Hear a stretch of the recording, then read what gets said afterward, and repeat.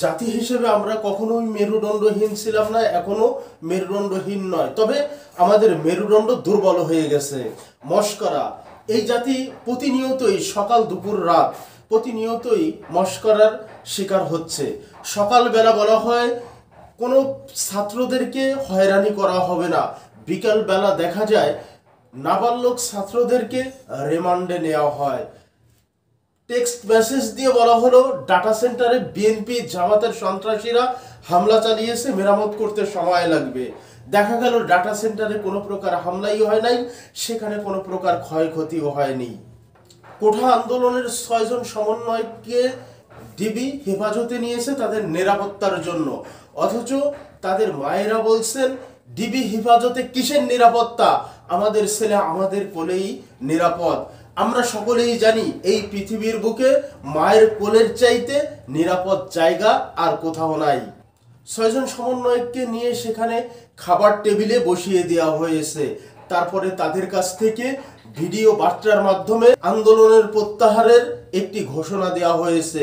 প্রশ্ন হলো, আন্দোলন যদি সমন্বয়কেরা প্রত্যাহার করে নেয় তাহলে ডিবি অফিসে বসে কেন ভিডিও বার্তার মাধ্যমে প্রত্যাহার করে নেবে?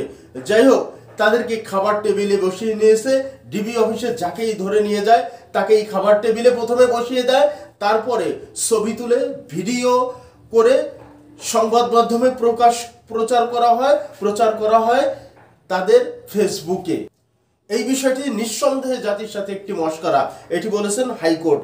যাকে ধরেন খাবার টেবিলে বসিয়ে দেন, জাতিকে নিয়ে মশকরা করেন না। হাইকোর্ট জাতিকে নিয়ে মশকরা করেন না, আজ সোমবার এক শুনানিতে মন্তব্য করেছেন হাইকোর্ট।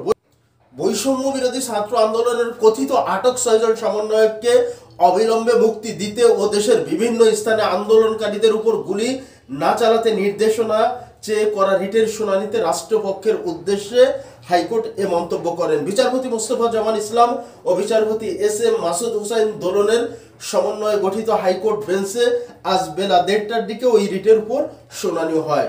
সেখানে শুনানির এক পর্যায়ে অতিরিক্ত অ্যাটর্নি জেনারেল মোহাম্মদ মেহেদী হাসান চৌধুরী বলেন, টিভিতে দেখেছি এই 6 জন কাঁটা চামচ দিয়ে খাচ্ছে। এক পর্যায়ে আদালত বলেন, এগুলো করতে আপনাকে কে বলেছে, কেন করলেন এগুলো?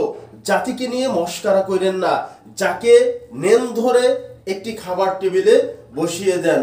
এর আগে বৈষম্য বিরোধী ছাত্র আন্দোলনের কথিত আটক 6 সমন্বয়কে অবিলম্বে মুক্তি দিতে ও দেশের বিভিন্ন স্থানে আন্দোলনকারীদের উপর গুলি না চালাতে নির্দেশনা চেয়ে আজ রিট করেন সুপ্রিম কোর্টের 2 আইনজীবী। এই জাতি আজ হাস্যকর জাতিতে পরিণত হয়েছে। এই জাতিকে নিয়ে প্রতিনিয়ত সকাল দুপুর রাত মশকরা করা হচ্ছে।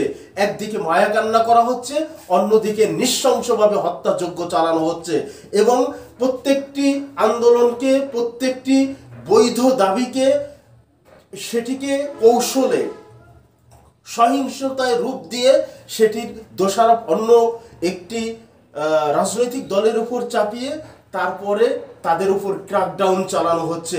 এভাবে দেশের প্রত্যেকটি মানুষ আজ অনিরাপদ হয়ে উঠছে। দেশের প্রত্যেকটি মানুষের জীবনের কোনো নিরাপত্তা নেই, নেই কোনো নাগরিক অধিকার, নেই কোনো মানবাধিকার।